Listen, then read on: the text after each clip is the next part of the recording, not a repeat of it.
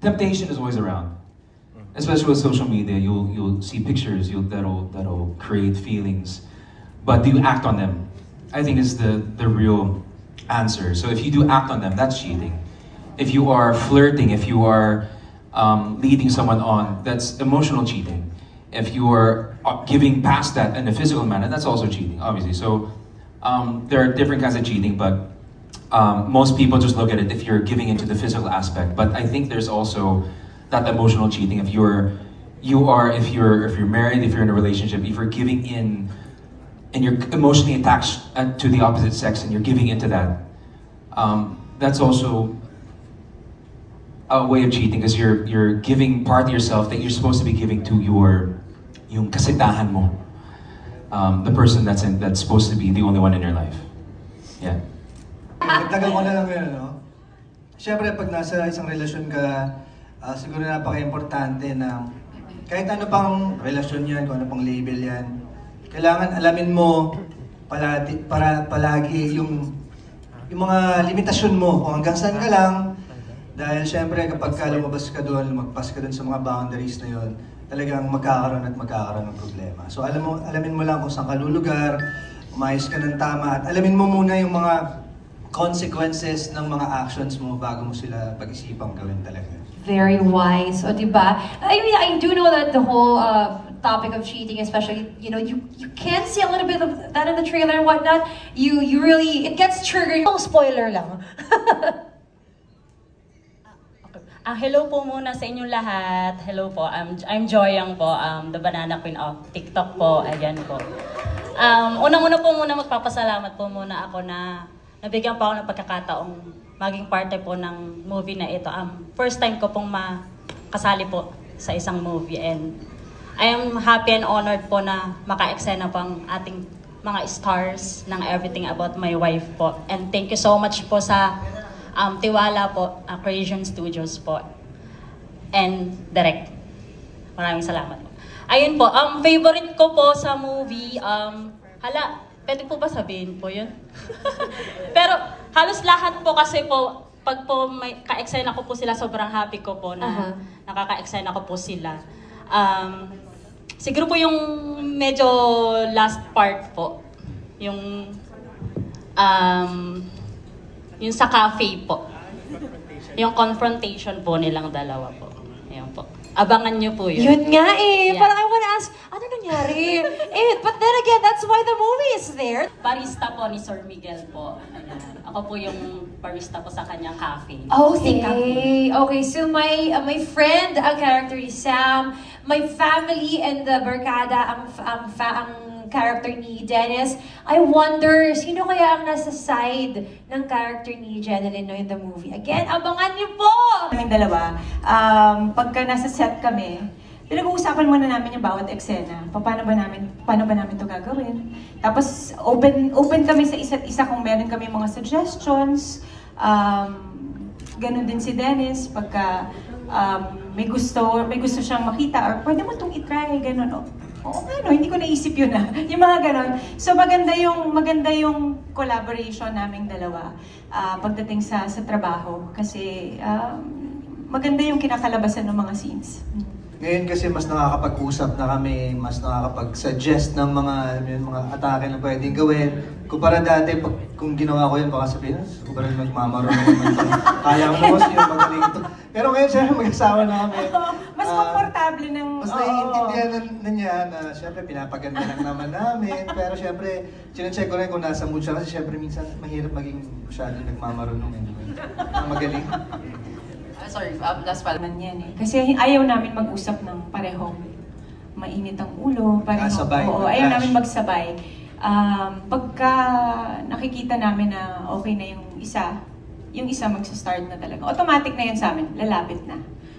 Makikipag-usap na. Tapos kahit na mainit pa yung ulo ng isa, bababa talaga eh. Kasi diba, sa gwapo ba naman, lalapit sa'yo, diba? Tapos ang napakakalma, yung napaka-soft-spoken. So talaga okay. Gaganon ka na lang. Alright, thank you so much. Back at... Nung nangyari, diba? Kung sobrang lala at hindi mo na talaga hindi na kayang ma-heal ba? Huwag nyo nang pilitan kasi baka maulit-ulit, di ba? Usually ganun eh, yung mga, ayaw ka naman senta, okay? Next question, please. Ganun ba? Next person to answer, ewan ko. Alright, Ako syempre, Dennis. naniniwala ako na kapag meron pang pagmamahal, sa tingin ko, kahit ano pa yan, may heal yan, pero hindi natin masabi kung may babalik pa talaga sa dati, di ba? Pero kung may pagmamahal, maaari pang ma-heal ang isang relasyon. So ano, si Sir Sam po. Sam, ito, gusto ko marinig. Ang pilyo niyo po, sir. Teka ba? If love can heal all the wounds, like yung sinabi ni Jen, I think it depends. Every situation is different. I think that over time can heal wounds, but my scar, my peklat, there will always be something left behind. Whether it's a hugot that you always bring back if you could be triggered by, or a big lesson that you learned that made you grow. Normally that's what happens. It's a bigger lesson that comes out of it. But I think love will always prevail in the end. But there are different situations that, yeah, it's hard to say sa mga iba't ibang situations. But over time, it will heal, yeah. Susukuan yung kapartner mo, lalo na kung mag-asawa na kayo, at kung mahal niyo yung isa't isa, natural lang na mag-aaway kayo sa umpisa, merong mga hindi pagkakaintindihan, pero kung talaga nagkasundo kayo na gusto niyo magsama habang buhay, kailangan panindigan niyo at huwag niyo susukuan yung isa't isa. Thank you. Sabi sa inyo guys, true or false? Pagka may sinumpaan kayong pangako sa isa't isa, kailangan yung mapanindigan yun. Importante na magawa niyo yun ng magkasama kayong dalawa. Hindi natatapos yung mga problema kasi palagi namang magkakaroon ng problema. Ang importante kung paano kayo magiging matibay at paano nyo masasolve ng problema nung buo pa rin kayo. Kaya napaka-importante po to know everything about your wife para po talagang alam mo kung paano siya nag-react kapag malungkot kayo, pag nasa loob mo kayo, pag masaya. Kaya kabisado mo siya, alam mo ang lahat tungkol sa kanya para, alam mo yun, mas magsisilbihan mo siya, makakausap at mas maiintindihan, di ba? Yun basically yun talaga. And Oh wow. Tell us my first girlfriend actually was when I was about 12 or 13. Yes, but I wouldn't say she's my first love. I had a huge crush on her for how many years? Her name was Laurel Miller. I remember, blonde hair, blue eyes. Shout out to her. But my first love, I would say, was my high school girlfriend. 4 years kami. Lindsay Perry, ang name niya. She has... Paki-Facebook na daw Yeah, ka okay. I shared, yes. But we were 4 years on and off. It was, high school. And why? Yeah. I don't know, we just became, for me, the foundation of friendship is really important to me. If you have that strong foundation of friendship, you really know the person, and then everything follows after that day. And we had a really good foundation of friendship at that time, yeah. And obviously, physical attraction, I mean, that's a given, but we just really got along. We had a lot of similar likes, and kahit lagi kami magkasama, This is spelling ng Lindsay. L-Z-H-A-Y. May asawa na siya, so isa-search niyo yung Lindsay Perry, hindi may asawa na siya. But yeah, we just had a lot of similar likes, and we just, kahit lagi kami magkasama, we just enjoyed our time together. Yeah, I mean, it was 4 years. Yeah, but that was pretty much it. I mean, we were so young at the same time. I mean, we got together, I was 17. 17 yata, so sobrang bata kami. Alright. Yeah. I'd like, siguro sila Joanne. So, kwento mo na. Wala po akong... First Ako po love. kasi... Ano yung act niya? To be honest po, I'm NBSP po. Ayan. Kaya bukas, ayan. Sino po kaya makaka-date bukas sa Valentine's? Taas ang katsa. Ayun po, siguro po, love po, crush lang po nung high school, elementary, gano'n. Wala kami ma-stalk para sa'yo? Do you remember who Kung that kumusta na person siya was? ngayon, awayin namin if you want. Ganun. Wala talaga. Good job. Very safe ang answer. Very celebrity. High school ako, meron ako yung first boyfriend ko na official. And siguro we lasted for mga 2 years.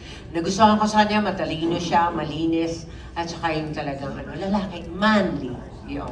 Ayoko nang sabihin kasi baka hanapin nyo sa Facebook. Yeah, well yung sa akin, hindi ko rin sure kung pwede ko i-mention yung name niya kasi medyo private person po siya. Pero it was way back 2014 and it was the kind of love that was a little bit obsessive, no? Yung medyo selfish kind of love na too much. Yung lagi mong inuuna yung sarili mo bago yung taong mahal mo. Siyempre, that matures through time and yeah, yun. Ay, Alex, akala mo? The how pala daw. So, naglalakad kayo, it was in the rain, Intramuros Bridge or something. Don't know, making things up here. Siguro yung pagpili ng isang tao na pakikisamahan mo, para sa akin, instinctive yan eh. Mararamdaman mo talaga kung sino yung kasundo mo, hindi ko alam kung paano, pero pag nakikita mo siya, pag nakakatabi mo siya, pag nakakausap mo, mararamdaman mo na yun talaga yung tao na gusto mong pakisamahan ng matagal. So, ganun yung naramdaman ko kay Jen. Hindi agad-agad, pero slowly yung realization, pero sa tingin ko, yun yung pinaka-importante, yung ma-realize mo na ito talaga yung tao na yun. I like how Jen is just, yeah. And with that, I wrap. You know what? If you tell me the maybe if the cast also has seen the adaptation, yung original po. Right? Main premise ng movie na what if may isang husband na punong-puno na doon sa asawa niya at gusto niyang makipaghiwalay pero hindi niya Hindi ko pa napapanood kasi gusto kong makasabay yung mga audience sa premiere. Nung nagkaroon kami ng exhibitor screening, pinili talaga namin na hindi umupo doon at panoorin yung pelikula. Kasi sabi ko, gusto kong surprise. Gusto kong makita siya at ma-experience siya kasama ng mga tao.